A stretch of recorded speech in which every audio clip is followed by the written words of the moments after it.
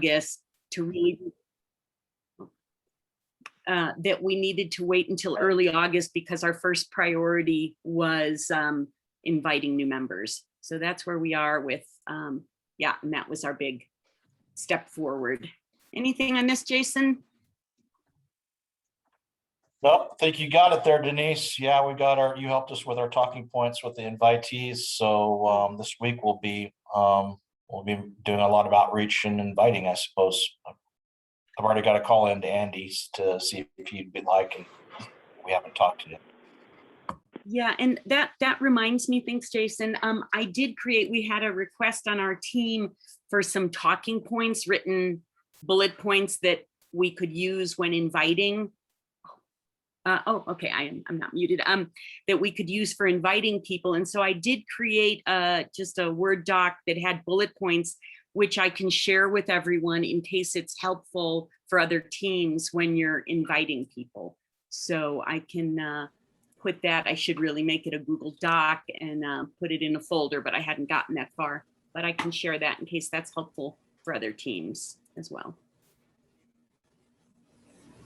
Thank you, Denise. I also want to note to folks that we are recording this session, and also want to welcome Erin, who just joined us. Welcome, Erin. We're in the process of doing team report outs. And I'll go next to hub capacity. Emma? Yeah, so in our last meeting, we're just kind of focusing on doing some of the relationship building that the group identified as being kind of a priority. But that went really well. So I think at this point, we are ready to start inviting more members to our group. We're looking at focusing on inviting more farmers to the table. So we have Bryce Townsend, who did join our group this past meeting, and that was really great. He had some really awesome input on some of the things that he's working on. Excuse me, just one second. My dogs are being obnoxious.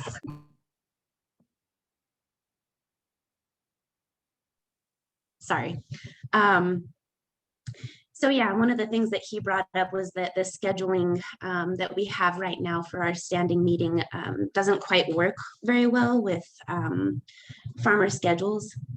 So yeah, just in inviting more farmers to our group, we're hoping that we can have more of that input and make it something that more farmers and others who are, doing the work can actually attend.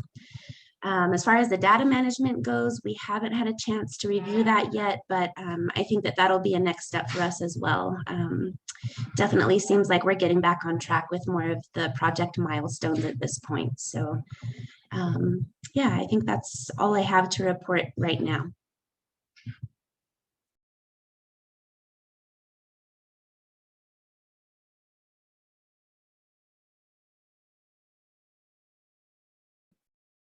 Juan, you're on mute.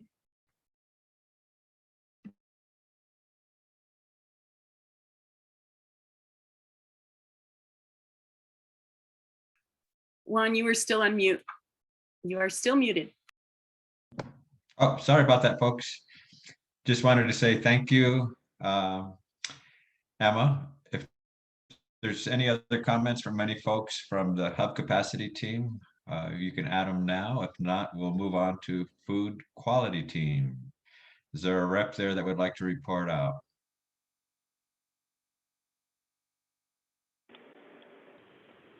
Yeah, I can kick it off. Good morning, everyone. So let's see. At our last meeting, we had a pretty solid attendance rate, and we had Christina there as our guest, and we discussed some of the main items we were working on. Is we hold a standing kind of recruitment discussion portion of the agenda, and so we were interested in getting the group members' perspectives on inviting representatives from the regional group GAP from different states to participate in our process, both to kind of because GAP certification is an important part of the food quality work that's happening here right now, and also just, you know, as a potential to offer insights from New Mexico's work to regional work happening that might in the end benefit us all as a region collaborative working together. And so we got consensus to invite the folks, and they may not be like, you know, however they want to attend was basically the takeaway. You know, they could, you know, based on their availability and interest, they could be, you know, very involved, like participating regularly or as needed, kind of just to make sure that we extend that invitation and keep them in the loop. And we had a good amount of time also to introduce the data management plan, sort of how the role it plays in the overarching grant, the importance of it, also the importance of our team members to review it and provide consensus on the plan in order to move forward with its implementation and how we would then develop it. And so we'll be following up with that with the team on this Friday, and inviting Christina to come back to also answer any questions, have more of a Q&A once people have had a chance to dive into the document and review. And then we also worked with Christina to develop a check-in, like a pulse check survey that we circulated that would be, yeah, so Thursday of last week.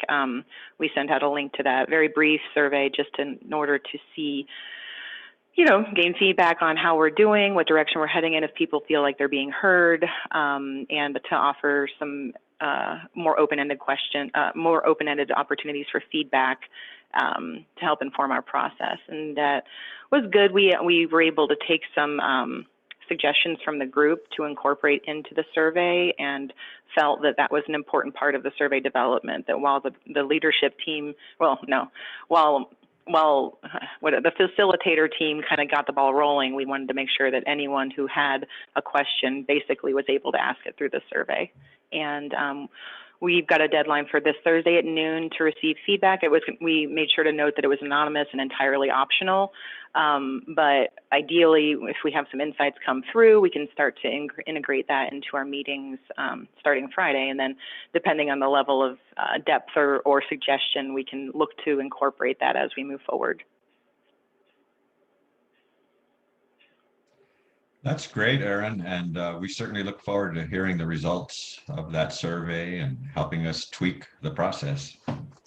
And just so you know, Erin, there's 3 people who have responded to it so far. So I don't know if you want to send the link out again as a reminder for people to increase that response a little bit. Yeah, thanks for letting me know that. I think that's probably a good idea, just because, you know, it's toward the end of last week. Maybe people were doing a lot of stuff. So just a gentle nudge that, you know, here it is, you know, here's an opportunity.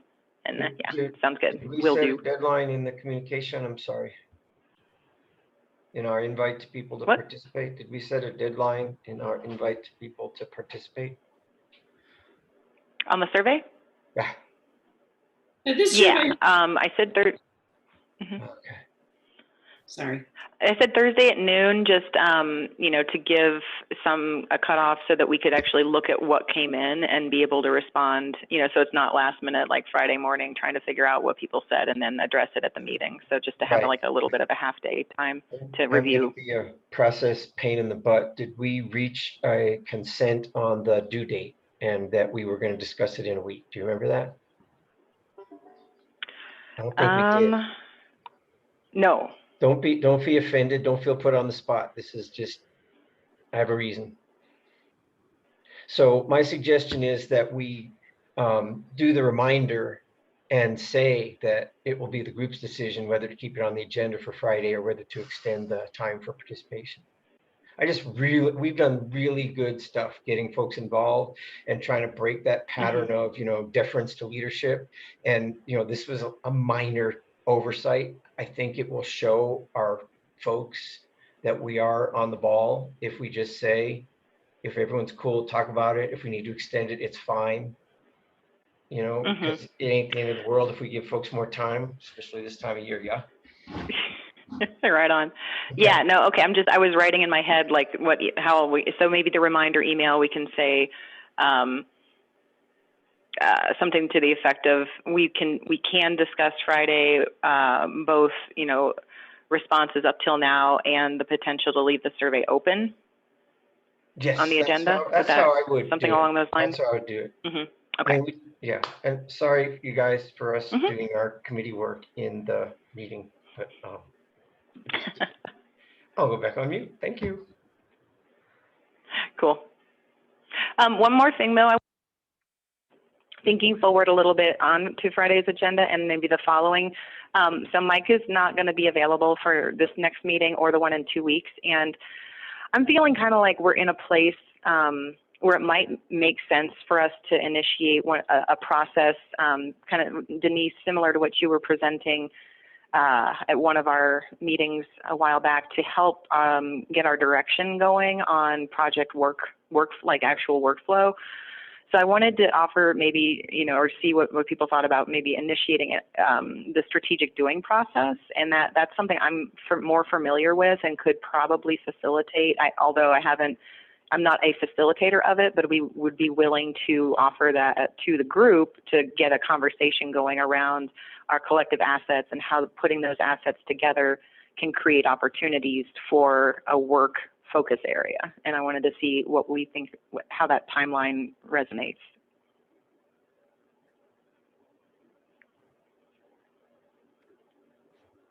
Erin, can I ask you a question? Are you thinking about potentially presenting that to other groups, work teams? And so you're wondering how other work teams timeframes might work for that? Or were you just talking about presenting it to your own work team? Our own work team. Oh, okay. I mean, I'll just speak, but Juan can jump in. I mean, I think you can use whatever process, whatever tools you are comfortable with. There are no hard and fast rules. So any tool that you are familiar with and think would be useful, you're more than welcome to present. I'm not sure if I'm hearing what your question was, Okay. but I'll be quiet now. Yeah, sure. Each team is, its own decision circle and can organize itself as it sees fit. And, all we request is just updating, report outs from your team so that just we have a sense of what's happening. And if there's some process that you find that is really helpful to your team, we certainly would like for that to be shared with the other teams as well. The whole idea here with the support team is just to share these kinds of tools that people can use in application for their work. So yes, glad to hear you guys are doing that. That's terrific. Okay, great. Okay, Thank we're going to you. move on to the last report out. Great. New Mexico Grown. Is there a rep here from New Mexico Grown that would like to report out?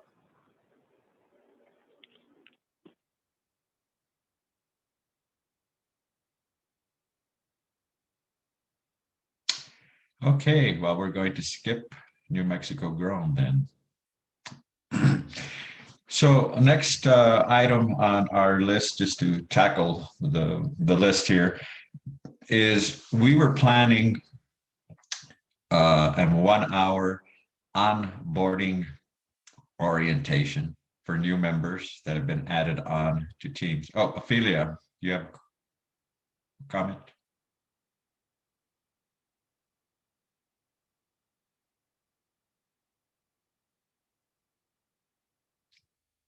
Ophelia, go ahead.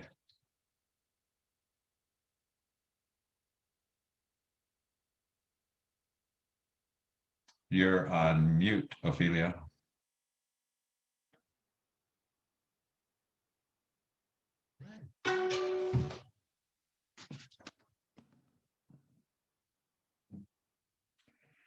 Ophelia, I'm not hearing you. So if you have something, I don't know if you can place it in the chat.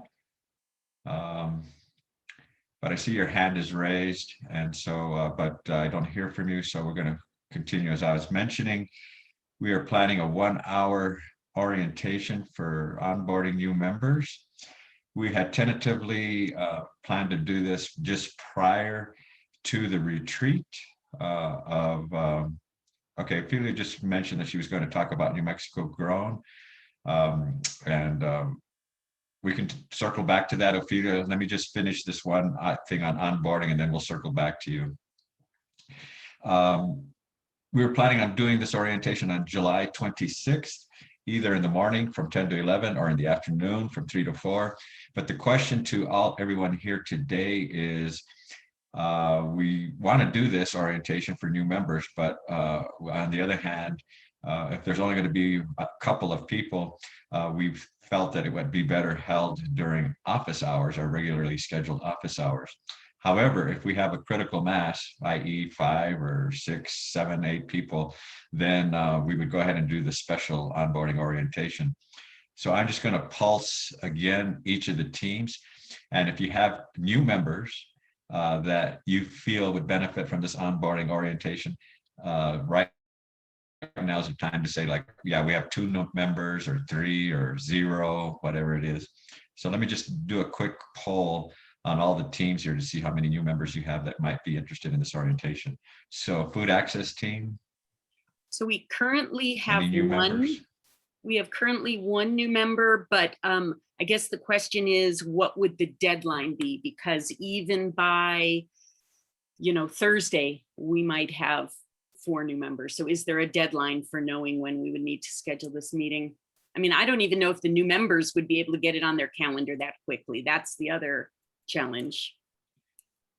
I think we're going to decide that today, right now.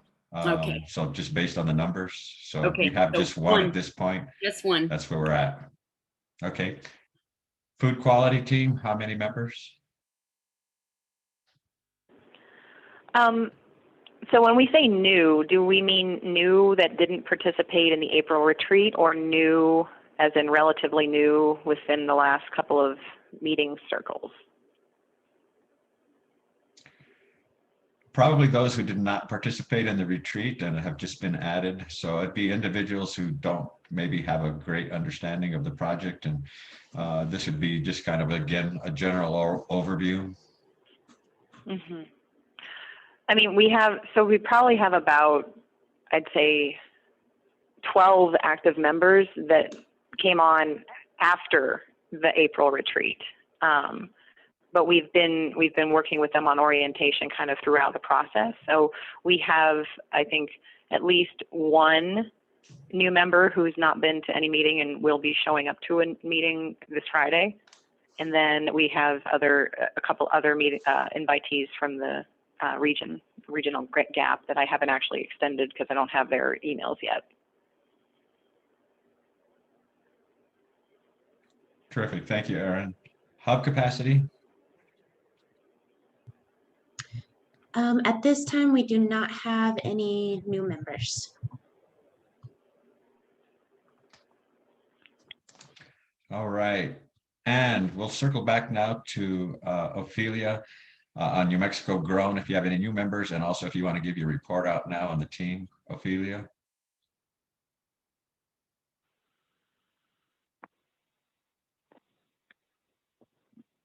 Sorry about that. I was trying to unmute and it wouldn't go through. So I was just going to provide an update on Mexico Grown.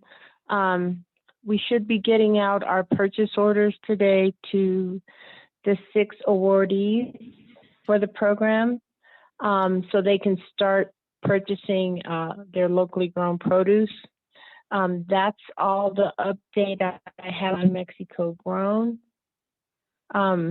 Are there any other questions on that, other than I'm trying to get those POs out to them? Yeah, if you have any new team members that are in need of orientation, onboarding. No, I don't.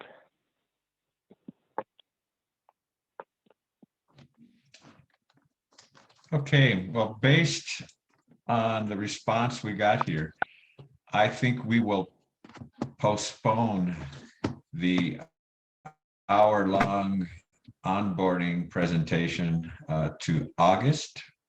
We'll pick a date probably within the first 2 weeks of August.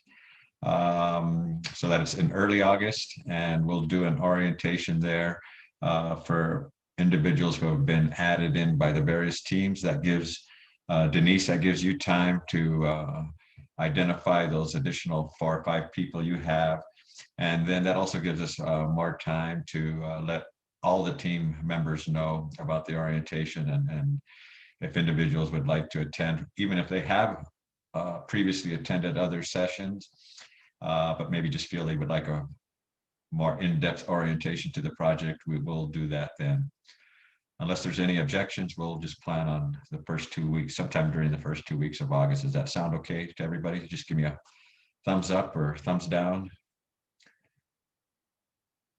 Okay, sounds good. Okay, I'm going to do a share screen here so that we can now go and talk a little bit about the July retreat.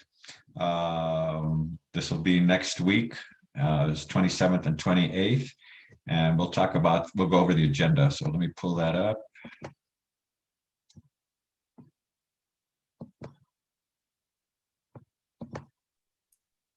Okay, you should have it on the screen in front of you.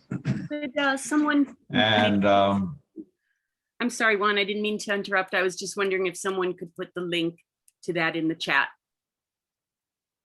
Thanks. yeah, we'll get that up.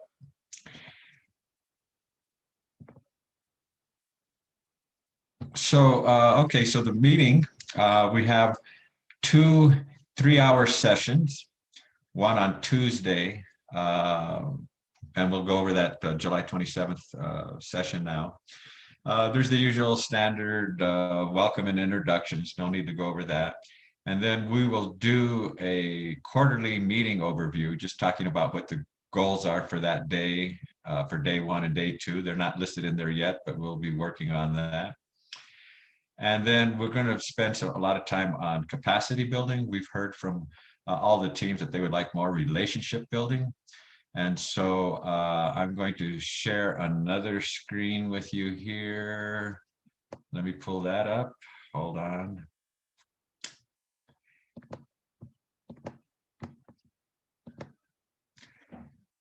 So here we go.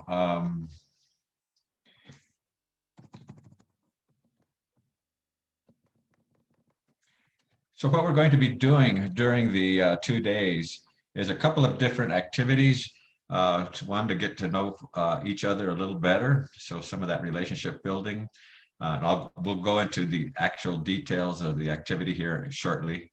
And then the other is just trying to identify any kind of unique skills and capabilities that everybody brings into the team. And we're going to rely on the support team members to facilitate these discussions. And so the support team members, so your role during the retreat will be to do these kind of trust building exercises that we have here during the breakouts. So I have the agenda back up on the screen, and you should see that there's these 45 minutes for trust building breakouts. So each of the teams, food access, food quality, hub capacity, and New Mexico grown, will be going into small breakouts. We're probably going to do on the first day what we call pair share. And most of you are familiar with this kind of activity, where basically we put peoples into dyads, and then one person kind of, in a sense, interviews the other person, and then they will go back into their team and share that information and introduce or talk about their partner. And then so each pair will share their what they revealed on the others. This is good for a couple of reasons: for active listening, and also to find out more about the person.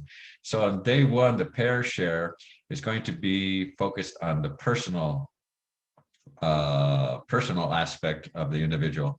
So here's some suggested pair share activities.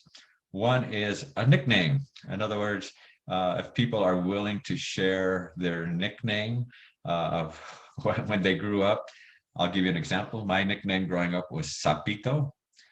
For those of you that aren't familiar with Spanish, Sapito means little frog. And that's because I had big cheeks, evidently, growing up. So I looked like a little frog. So that was my nickname. I do want to mention this, though. In some cases, nicknames can be a little too personal.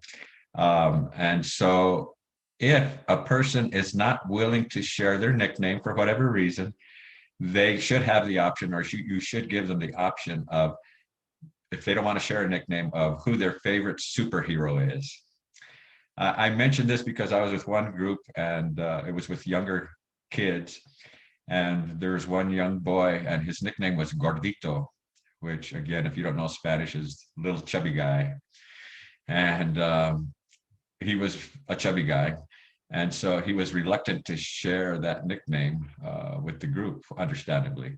So, you know, we have to be cognizant that for some people it may be too personal, but for others it can be very revealing, and it can be actually a lot of fun to hear some of the nicknames. I've heard some really funny ones over the years. That's one one pair share activity. The other one would be early food memory.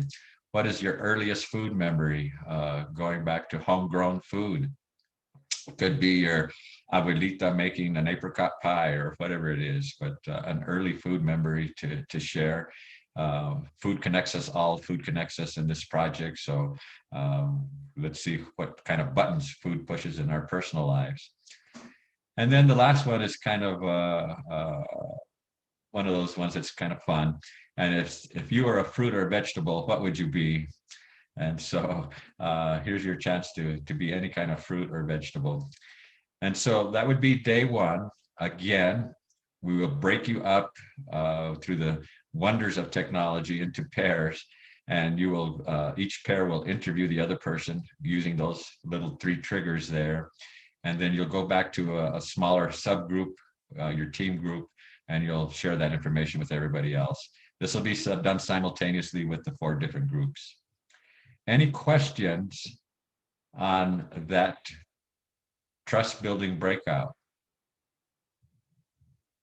For those of you that are in the support team, again, you're going to be leading these discussions, and we'll do it the usual way that we do it using the collective impact process, which is going in rounds. When you do the report outs, when people come back to the team, each pair will share their report out, and you'll go in rounds and give people enough time to respond. Juan, this is Erin. Okay, I don't see any I hands raised or any questions. Oh, go ahead. can you hear me? Sorry. Yes. Oh, okay. I just had one suggestion for if you were a fruit or veg, what would you be? Maybe adding and why, just to invite more of kind of the backstory rather than just a one-word answer. You got it. It's in there now. Groovy. Thank you.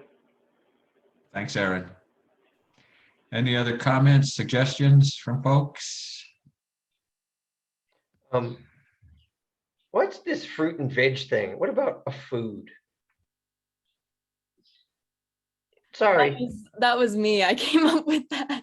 It's kind of like, you know how people talk about like spirit animals and that kind of thing. Like if you think about that in terms of food, I think it totally could be more general. I don't know.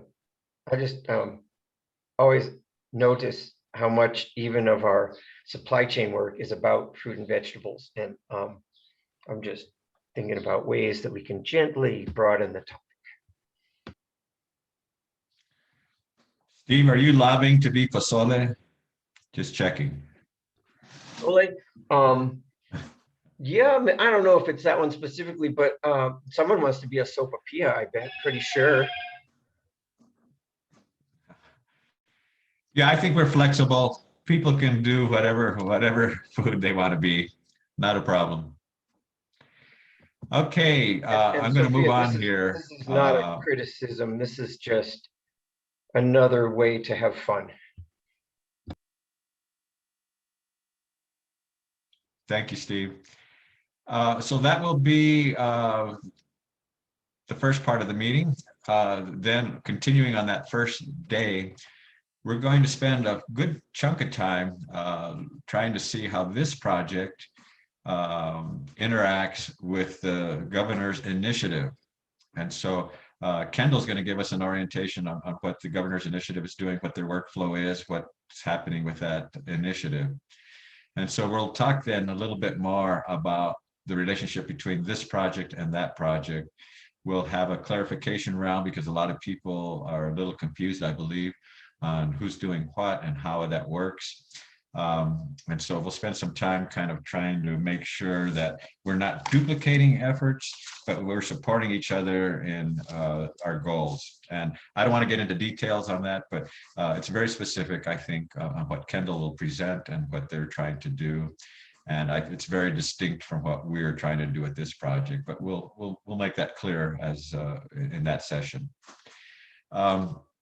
Then Denise will talk a little bit more about funding allocation and monies available through this project to help support not only people working on this project, but help people support, to help support people also to participate in the governor's initiative. And so we'll talk a little bit more about support for that. We'll also give an update then on the new partner onboarding, since we just determined now that that's going to be in August. I'll add that in there. So that we can give people an update on that one. We'll have a date set by then.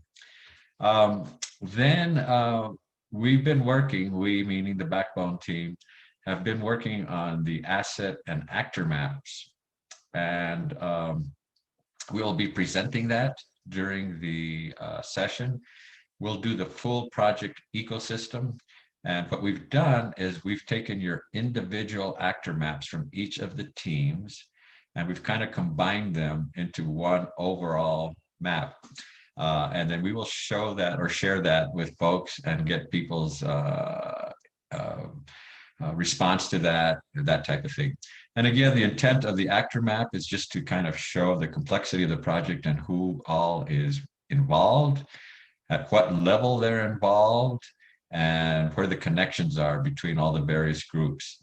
Right now, those actor maps probably have about 50 to 60 groups in them, and we're not even finished populating yet, so it's getting pretty complex, but we will go over that during that session. That will be day one. Then we will go into the next day two. Again, general welcome and introductions. Then we will break up into the work teams again. And at that point, this will kind of dovetail with what Erin brought up earlier, and that's about getting more specific activities and action plans, if you will, kind of the strategic doing, if you will, for each of the work teams. So we will go through that process with each of the work teams. We'll look at the various tools that we have available, our tracking documents, our communications plan, our data management plan, training for Slack, etc. And one thing that we gleaned from the surveys that people have submitted is that the number one priority listed by everyone in this enterprise is building the capacity of area farmers. So we're going to take a little pulse check during this session about what exactly does that mean to everyone and what exactly is happening in that arena for everyone. So we will spend some time talking about capacity building. We will then spend a portion of the time talking about what's going to be happening in November. As you recall, in November, we have set that to be our first in-person session for this project. That's going to be down in the Ceballeta wilderness location, which is just near Socorro, New Mexico. We'll talk a little bit more about how that's going to happen. But one of the things we want to talk about is another high priority that people mentioned in their surveys was diversity, equity, and inclusion. So for that DEI work, we will then talk a little bit more about what people would like there to be there. So what kind of trust building, other kinds of skill building activities that we can do during that session, so that we're giving everybody exactly what they feel they need. We'll also be talking more again about going back to that capacity issue and talking about more professional development and what can be done to help support people who are doing capacity building and what kind of things they need to enable them to be able to do their work. So that will be a good section of the dialogue. I want to go back up here to the second day of activities for the trust building. And on day 2, we're going to do a pair share again, except this will be more about the professional side of the individuals. Day 1, we're on the personal side. Day 2, we're going to ask people what motivates you to do this kind of work that you're doing. Why are you involved in this work? And what brings you joy in your job? We're always looking at, all of the stress and all of the importance of what we do. But at some point, there must be some joy or we wouldn't be doing this. And so we're going to talk a little bit about that as well. So that very quickly is the overall agenda for next week. Any questions from anyone? Any suggestions?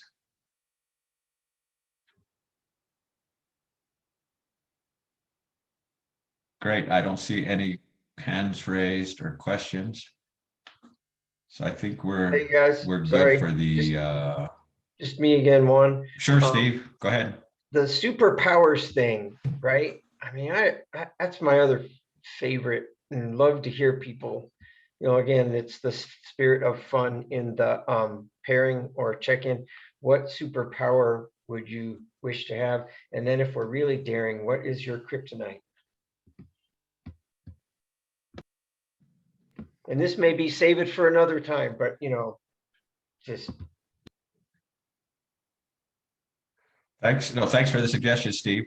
Yeah, I think we're probably full up with activities for this session, but the idea is that as we go forward, each and every one of our large gatherings is going to have some trust building and getting to know your partners better, that relationship building.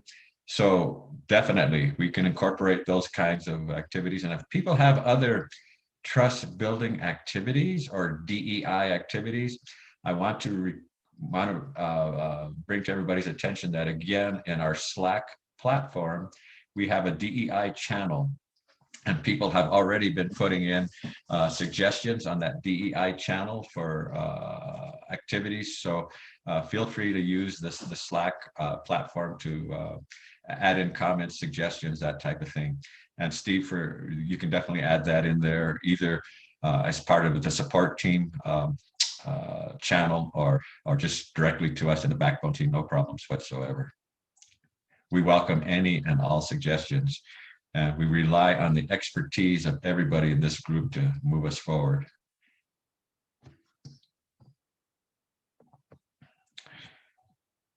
All right, any other questions, comments?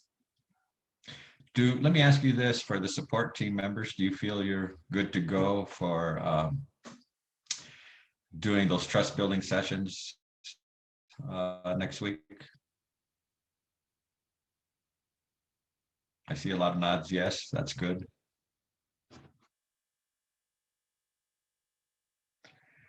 Also, the link for the July agenda has been put in the chat. We will also send that out. It'll also probably be in a meeting summary link of this session. We'll add that in there as well. So you'll have plenty of access to get to that July agenda if you want to prep yourself for that.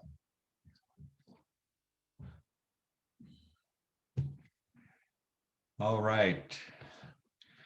I'm going to go back and look at our agenda for today just to make sure we covered everything.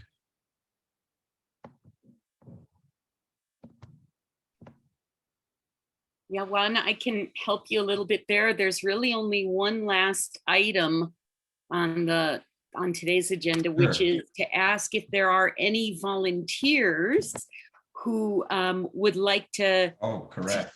yeah, to help the backbone team. We're, as Juan mentioned, we're working to integrate all of those asset maps, and it's definitely an exercise in yeah, something, brain capacity or something. So we would love if there were any volunteers who wanted to check us out and see if they look at the map, does it make sense? Do you have feedback? That sort of thing.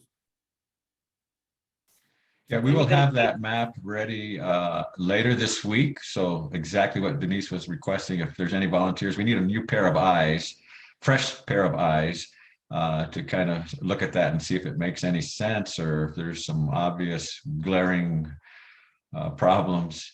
So we're just looking for some fresh eyes. So if anybody now would like to volunteer, we'll send that to you later this week, and then you can have fun over the weekend looking at it. And then if there's any changes or things that glare out to you, if you would probably let us know by Monday. We'll say Monday noon as a deadline for now to get that feedback to us. And then that way it gives us time that afternoon and the next day to fix it up for presentation to the entire group on Wednesday. So any volunteers to check this out? Just either do a thumbs up or raise your hand and we'll mark you down as a volunteer.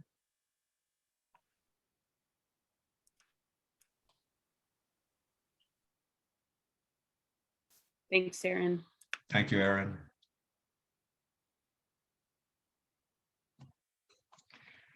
All right.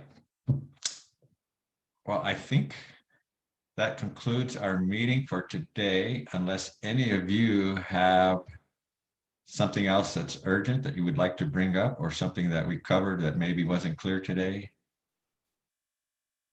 Sorry, you guys, I'm gonna keep just confusing things more, hopefully adding value, I hope and pray. I've been working on a way to do inclusivity, right? Practicing it in my day-to-day life. And if we have the time, Erin, I asked if she would stay, and I was going to talk to Erin about it in relation to our committee. But I wanted to invite, and she agreed to do this. Actually, I was very mysterious about why I wanted to talk to her if the meeting was held short. So full disclosure. And if anyone would wish to join this conversation, I would love it. Would love it. I think, and it's part of a process, right, of figuring out how to do this stuff. I promise you, I don't think I have an answer. I wish I did. I couldn't possibly, but I'm trying to get a feeling for what is the process of coming up with a process, for heaven's sake, you know? And so it's like, gotta start somewhere. And in order to support the idea that I could be allowed to do this, I would position myself as follows. I'm providing information, but not influence. It's not my place to influence what we decide. It's a desire, though, to feel free to provide information. Understood, Steve. And we don't have to, anyone who wants to, I can pop a Teams meeting open that fast if we want to do it without tying up this channel. You're free to use this Zoom because it'll be, at least for the next 30 minutes, you're free to use it. So Easy to keep it to 30 then, folks, or less if we do that. Yeah, another thing, Sophia, you could make Steve a host. yeah, I'll do or that. A co-host in case you're running long, then you'll just be on. I'm gonna make you the host, Steve, so that I can drop off, but you're free to use free to use this. Thank you. So that's cool. Nobody has to even answer me. If you want to participate, see you in a few. If not, Yeah, I'll hang out, see if, are we gonna do like a All right, 5-minute break folks, and well, then come that will back? conclude our, 5-minute break and then resume. Yes, please. All right. great. And for everybody else, thank you for attending the meeting. For the Backbone team members, just a reminder, we're meeting again Thursday. And at 11 is what I have on my schedule. So for those that do not want to continue with this conversation that Steve proposed, you're welcome to sign off and have a great day. For those of you that would like to remain, there's going to be a 5-minute break or so. Go grab a cup of coffee, and Steve will be the host, and we'll continue with that. Bye, everyone. Awesome, awesome. Thanks. Hi, everybody. I'm actually going to stay here because I realize I'm also recording and I don't want anything to, if I leave, I don't want it to just end. So I think Well, are you cool with I would love to. participating Yeah, I'll too? participate. Of course. Yeah, of course. Okay, thanks. And Yeah. sorry to hold you. No. It's totally you cool. finish. I'm happy to participate. I will be back in a few. Thank you. Be back myself. Thanks a lot.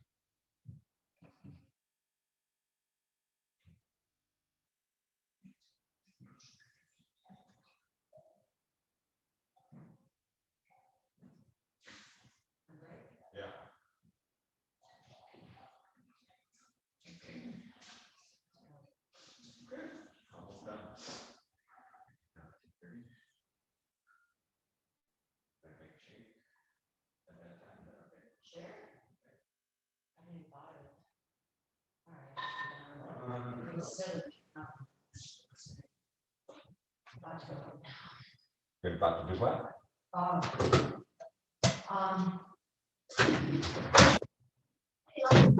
Wi-Fi phone? I've never tried it. Here. Wi-Fi phone doesn't get updated, does it? Or, I mean, does phone? Just phone, regular phone, is updated? Is it 1%? If you're just using your phone and not connected to Hugs, you're using data. If you're using your phone and it's connected to Hug, you're using Hug data. Okay. But it's better to be on hub, right?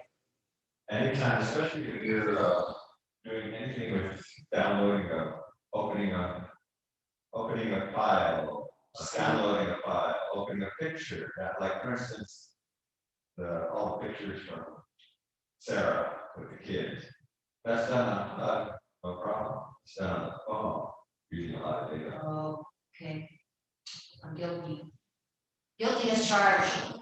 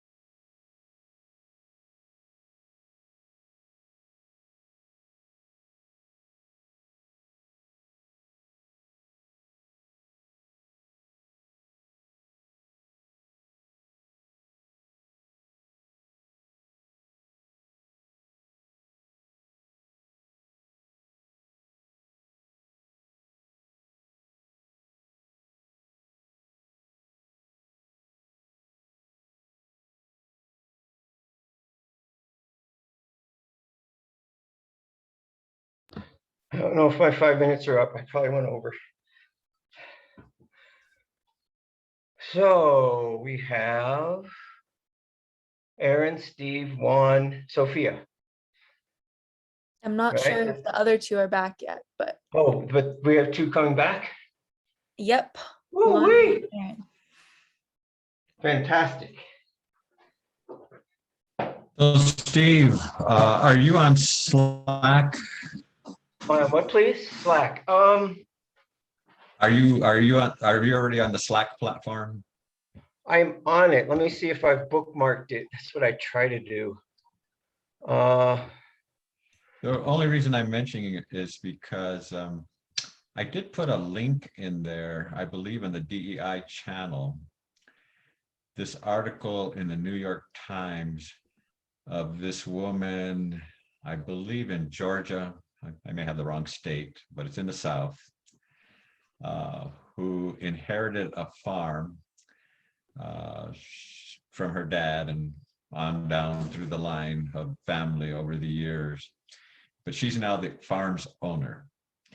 And she did some history digging and found out that her family actually started that farm with slaves, and that they made their money, if you will, and the farm possible through slavery. So now she's going back, and she has been able to identify some of the descendants of the slaves that her family owned.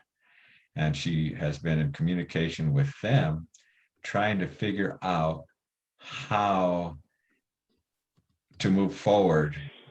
And it's not necessarily reparations, although that may be a part of it, but it's more like kind of addressing what you were talking about, Steve. How can she be more inclusive now, and what she's doing with her farm so that it recognizes the history of the farm and the fact that several people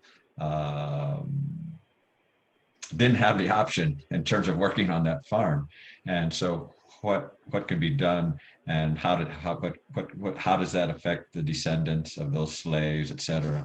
It's a very interesting article because it's a lot of soul searching on her part. And it also brings up a lot of other issues unrelated, well, not, they are related, but not directly related to her farm, owning the farm. It's about her neighbors and what they think about it, the community and how they respond to what she's trying to do. And it's a very complex situation. So if you have a chance to read that article, it is very eye-opening, and it's painful. It's a painful process for people to go through.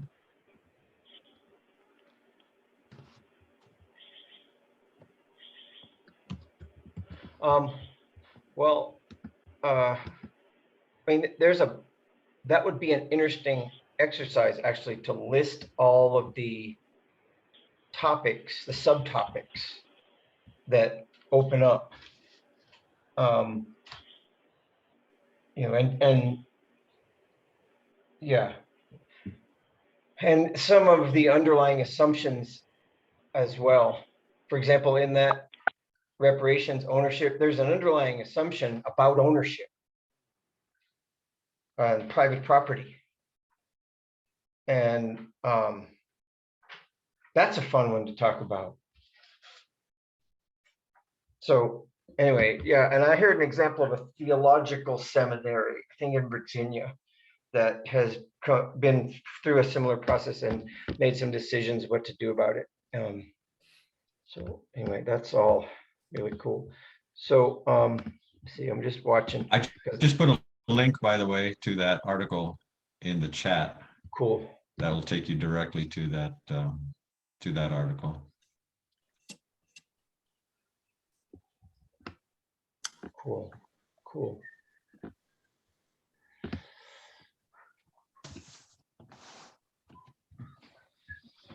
So how I'm gonna be quiet and listen now. Okay. You're in charge, Steve. Okay, so the sort of genesis of this idea is in 2 parts. One is my own work with an emerging cooperative of Women of Color Farming Collective, who I've invited to participate in the life of this farm and potentially its future transition. And what I've had to learn, or what I've had to try to learn to even have such a conversation. And then the other one is, over the years I've done this work, I've been very fastidious to build relationships, connections, and conversations with the red world in agriculture. And that world is largely, the two worlds generally just scream at each other. And so finding out how to, this idea that I've come up with, I've tried it in a couple places, and that's one of the places I'm trying it, is as a breaking down the walls between groups, people who've played defense all their lives and people who've not been allowed on the field. Let's put it like that. So I'm gonna just walk you through kind of step by step. And what I think is possible is that we could critique or add to these just to sort of form a conversation framework. Because like I said, I've got no clue. I don't even know what's working. I don't even know how to define if it's working. Right? So first step is ask for what you need to a person. Ask for what you need. This comes out of all our self-care stuff, but it is a power imbalance situation. Folks who ask what their need are usually those who have the power to get it. So it doesn't work just off the cuff. Just ask for what you need, right? Right thing, how to make it work. And it kind of opens up layers of what do you even mean by that? Why should I tell you? And to the world of folks who've always been in playing defense, my comment is, what have we got to lose? Is what we're doing now working so great? Really, what have we got to lose? We haven't even made a promise to do it yet. We're just trying to get the conversation going where folks can talk about what they need. And then the next step would be, once we feel like that's an authentic conversation, which I think a consent process one could be a tool. Maybe it's true consensus though, I don't know. Maybe it's consensus followed by whether to switch to consent. Can anyone, I mean, again, I don't have a clue, right? Then the next idea is that whole thing of informing but not influencing. So I present that by saying, look, I got a lot of information for you guys, but it is not my place to decide what to do with it. So I would like the freedom and trust back, not to say what I need yet, but to inform a conversation. I'll give you a concrete example. I'm on Kendall's supply chain advisory team for her new assignment from the governor's office. And I tried it in that meeting with someone who I know, who was a person of color who's also on that advisory. And the answers that I got were brick and mortar substantive kinds of answers that I've heard from this person before over the years. In that sense, they weren't really new. They were clear requests. This is what I feel we need. But what I would do as an informer, and I don't mean like in the classic snitch sense, but information provider, is to say, well, can we talk about what that means, why it hasn't happened? Because we've talked about this before. This isn't, and I'm not saying that to minimize it, but what are the barriers? How right are you? My other reason for I would ask something like that is to say, I've been in processes like that with other more empowered sectors of ag who were also in their own way feeling like they weren't getting what they needed. And the assumptions ended up giving way into some other solutions. But again, it was simply information and the collective had to decide what it recommended. So two things, if we were to have a conversation like that, who else do you want present? And may I participate as an information source? And then the last step would be to figure out and find out how to be their ally and advocate to get that request somewhere where power lives.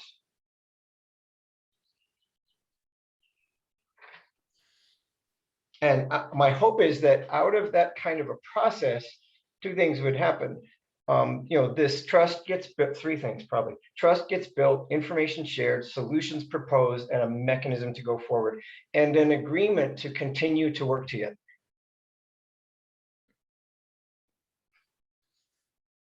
So that's kind of my starting framework. So what I'm suggesting here is, critique it, embellish it, and then if it's of interest as a information provider, not an influencer, what might we do with it?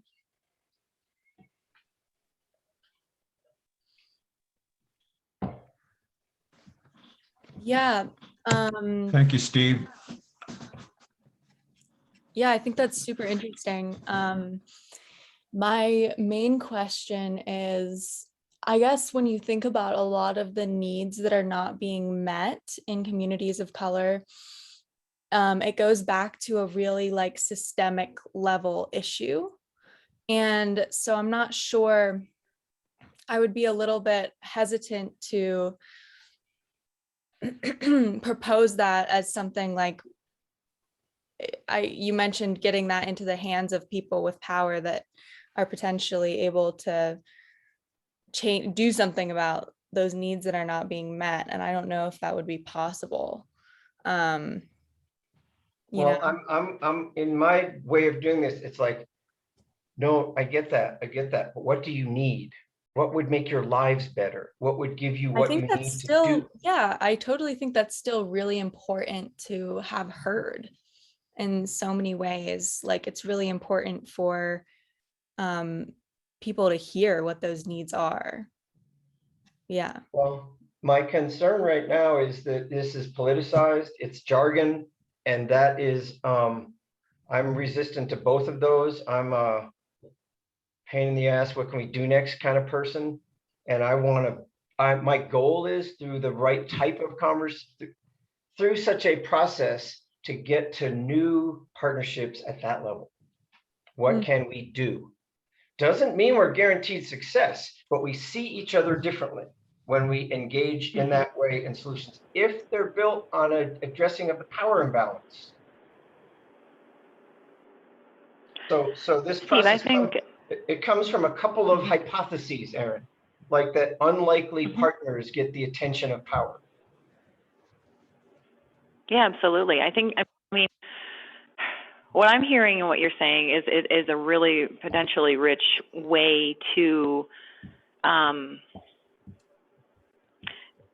so part of what I'm working with is to not say these words as much as to be the words, right? So we are avoiding using these buzzwords that have so much connotation and have built up so much sludge around them that it perpetually blocks any progress. And I think that in asking for what you need, I think for me, a white woman, even being able to articulate what I need takes practice and a safe environment to have that conversation. So I may know what I need at some level of my, formative self on whatever emotional, spiritual, psychological plane, but actually bringing those words out in a way that makes sense to people, given the different, histories and trajectories and everything everyone brings, that's hard for me to do. And I don't want to put that on anyone else, but I know that practicing saying what I need and even having the ability to dig deeper into what I need, I say I need a walk-in cooler, and that creates a space to talk about that. But maybe there are things under that I want to say but haven't been able to express yet. So what I'm hearing in this approach is a real interest in activating through a very careful container people's ability to practice speaking as they wish, and that's a very powerful way to see each other differently, to see people and move beyond what we assume people to be or be holding, but to hit a deeper level and then form relationships at that level and then work on solutions at that level. But I feel a level kind of thing here. And how do we open that up to invite people to be in that level? Yeah. Yeah, as- and I mean, just for everybody, okay, just sorry, for Juan.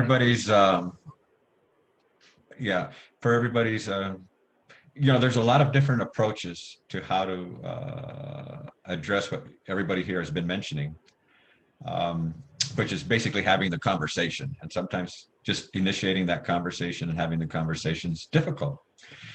I put into the chat a thing here called PRESS, PRESS framework. This is just one. There's many frameworks for addressing these kind of issues, but I put that one in there because it kind of touches base on what everybody here has mentioned thus far. So the way the PRESS framework starts the conversation, so to speak, is you start with the problem awareness. Some people feel there are no problems. Everything's just fine and hunky-dory, and they're not aware, if you will, of issues. And so that first part is just making people aware of the problems of the issue, so that there's the container. Here's what we have. We have some inequities in the system. And that goes to what the next part is, the root causes. And so Sophia, that kind of addresses what you're talking about. It's like, the structural inequities. A lot of people, when talking about racism, tend to think of it as a very simplistic thing. Like, I don't have anything against Black people. I don't have anything against Native American people. I'm fine. Not understanding that racism isn't necessarily just about an individual and your personal beliefs, but actually racism can be baked into systems and baked into how systems have been established. And if you're familiar with the New York Times 1619 project, they talk about the banking system, the housing system, are things of collateral, et cetera. The whole term of collateral was started with the slave trade. They were the initial collateral that banks used in this country. So there's these things that are baked into the system, so to speak, that are the root causes. And so understanding the root causes is very important.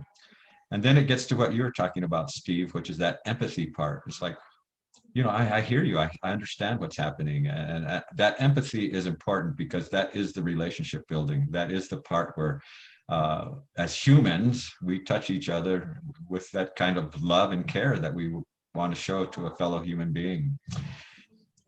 Hopefully, if you've gone through the problem awareness and you've identified the root causes and you have that empathy, then you're at a point where you can work together on a strategy to address those issues.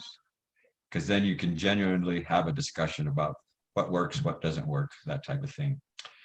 And this is the most interesting part to me about this PRESS framework, is the last S, which is sacrifice. When I first saw that, I said, sacrifice, that somehow doesn't resonate. But then as it was explained to me, I understand. When we talk about root causes and we're talking about structural inequalities, the reality is that when we talk about correcting those imbalances, that is about a redistribution of resources in this society, redistribution of wealth, redistribution of access to resources, et cetera. And when you're talking about making those kind of changes of redistribution of these basic elements of society, for some people, that's going to be a sacrifice because they're going to have to give up a part of their pie so that others can come and have a slice of pie. And so that PRESS framework is powerful. Again, that's just one framework. There's others, but Steve, it does get us to, I think, what you're trying to address, which is having these conversations.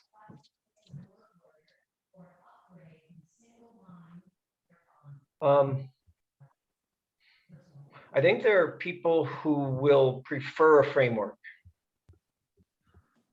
And I understand that this is a good one, and there are many, I think. I think there's safety in a framework. I also think there's power in a framework. So people have to buy into it. So there's something that comes before a framework.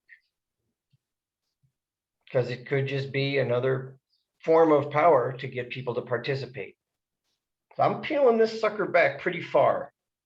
And I'm pretty sure that I may end up alone in this one. And as you all were talking, as I was listening, I realized there's something already wrong with this. For example, why do I have the right to say I want to offer information without influence? I haven't earned it. I believe that I have to look at what, having said what you need, how can I help you? And so, for example, in this very concrete one, let's make it really concrete. I need a truck parked at the community center, regardless of whether it's driven. I'll figure out what to do with it. There's times when I need a truck. There's a whole bunch of ways to justify that and to look at how relatively inconsequential the risk and cost is compared to meeting someone's request. So if I say, I don't need to discuss, well, but it's a better solution to partner with someone else, and we should look because there's empty trucks because of carbon and the roads and the distances traveled, blah, blah, blah. Shut up, help them get a truck. Then see about that next conversation. Okay, we did it. We got you a truck. Now what? And my reason for thinking about this is exactly that S, the last S. Who is willing to sacrifice and what to put self-determination and sovereignty in the hands of people who haven't had it? It's already a redistribution, but it's based on what they're asking for, not on some structured process. Because I think in New Mexico, we're a little different. We're not the only ones that are different, but we're a little different than a lot of places. And so, I'm being selfish. I'd love a challenge. I'd love to try. I'd love to find folks who can say, this is what I want, and be able to say, can I help you try and get it, and be accepted? Very selfish. They can say, no, we don't want your help. Thanks for asking, though. And then it's like, okay. Want to meet again? Let me know. Point is that each step to say, this is not my power per se, I'm here. And the other thing that's kind of pushing me in this direction is Sha'Carri Richardson's statement when she got the drug test. And she said, I am human. This is what happened. I am human. You said it too, Juan. How do we establish that connection when we have a history of not either taking the time or always adding a but or an only or something to that basic statement? The I am human statement, I think, is what underlies all. We don't agree. We don't act like we agree if we intellectually agree. What does it look like to agree that we are all human? So anyway, I think in the version I'm putting forward, and clearly it doesn't fit the institutional framework of a multi-year USDA grant, but I think it could inform us if a modest or interested number of folks said, well, let's try this together. Let's try something like this. Or here's what I don't like about your idea. Let's try mine. Anyway, Erin, you were trying to say something, and we're near the end of our allotted time. So I'm going to ask you to have the last word unless someone else wants it after you. Okay, sounds good. I just had a brief comment on the last S also. And, agreed that that framework does sound good. And one of the things I'm interested in exploring is this,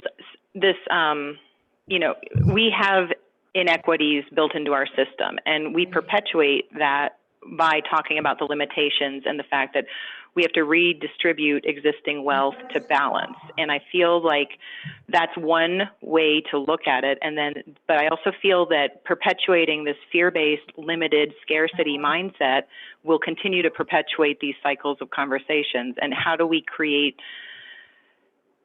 given the histories that we're working with, something that is more embracing the wealth and richness that exists and the unlimited potential that exists for what we can create, so that our focus and our intention is aiming more at creating more of what's needed rather than dealing with a finite amount of stuff and slicing the pie different ways to get these people balanced with these people. And so I'm very interested in approaches that are anti-scarcity and pro creating new wealth based on new connections that haven't been explored yet. Yeah, that's part of challenging underlying assumptions. For example, And go ahead, Juan. And sacrifice can mean more than just redistribution of wealth. It can also mean redistribution of power, and power in the sense of, just like we were talking about, Erin, that how can we learn from others to expand that pie? Because obviously we've approached it through our traditional systems that we have in place, and it's what it is. So maybe we need to think outside of that box, and that's part of the sacrifice, is yielding to the thoughts and expertise and experience of others, that their approaches may be just as valid or even more important than what we've been trying to do in the past. So yeah, sacrifice can mean a lot of different things in terms of letting go, so to speak, of wealth, letting go of power, letting go of the way we've always done things. We've got to think outside the box through this process. Otherwise, we're not changing anything. We're perpetuating it. No. And we're elevating other ways. And just one final example of this is that in working with entrepreneurship, we've been doing work with some dear friends out on the Navajo Nation, and really hearing that actually growing food is not about making money.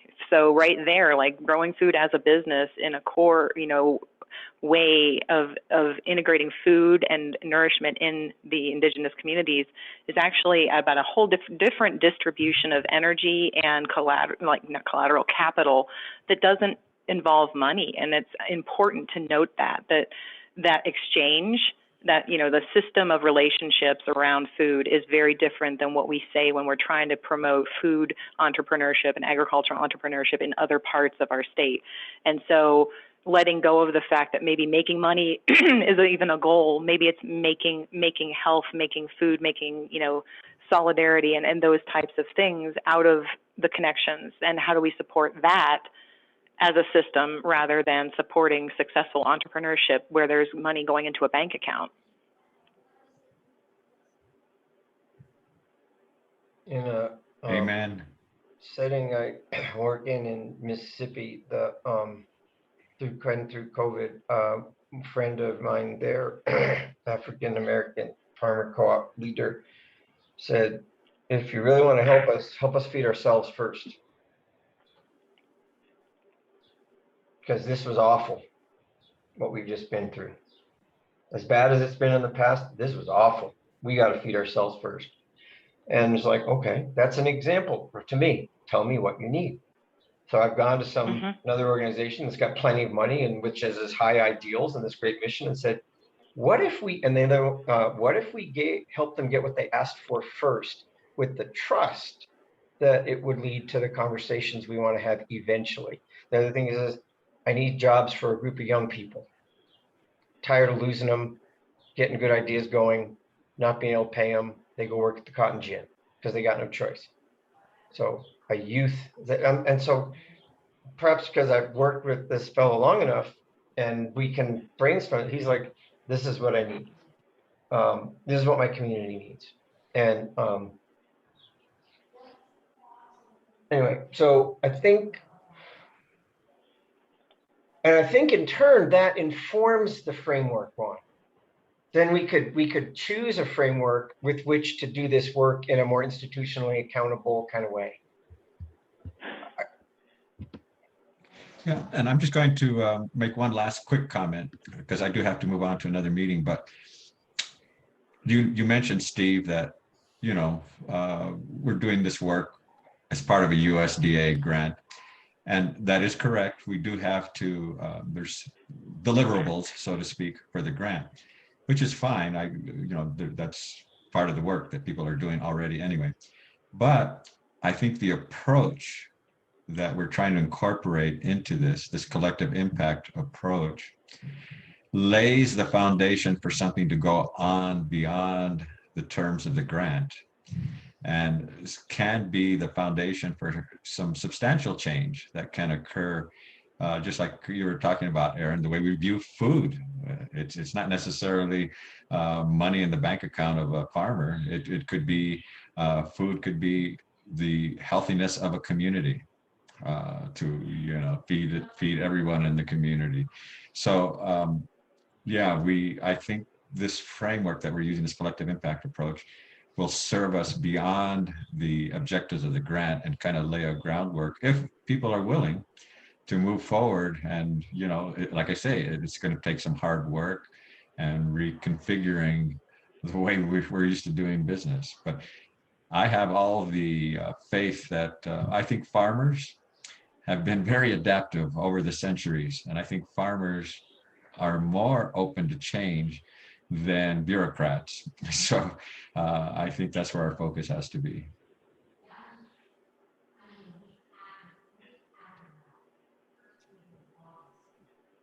I'm good. I'm sure everybody's got places to go, people to see, things to do.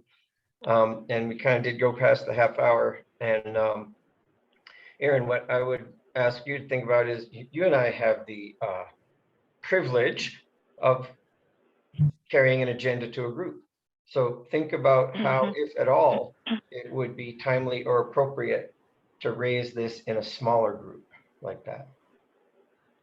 That would be something you and I can do together, because we got that privilege.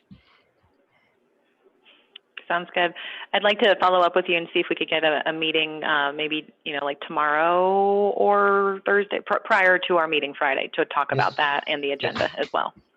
Yes, and look, so you guys, if you don't, and to invite you to join our next meeting or join this meeting. See, stop this exclusivity thing, Steve. Just cut the crap, right? If any of you want to join the next conversation, let's try and figure out when it would be together.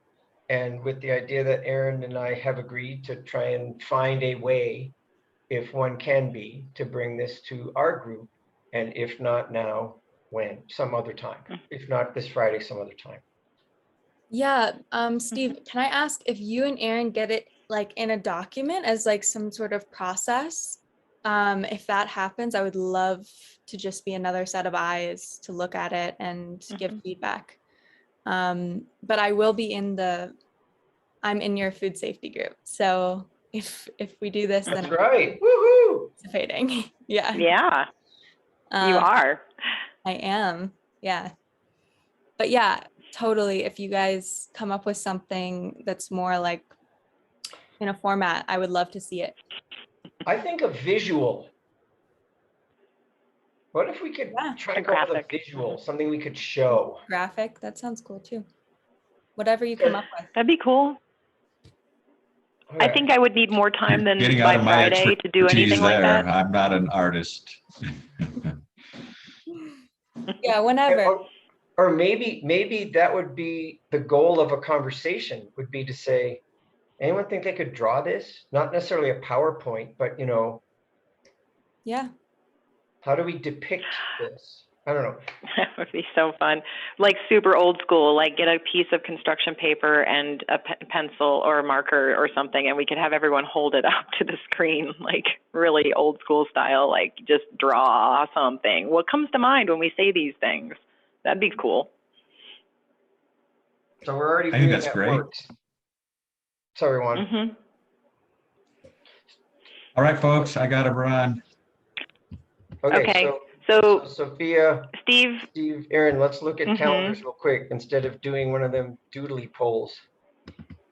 Okay.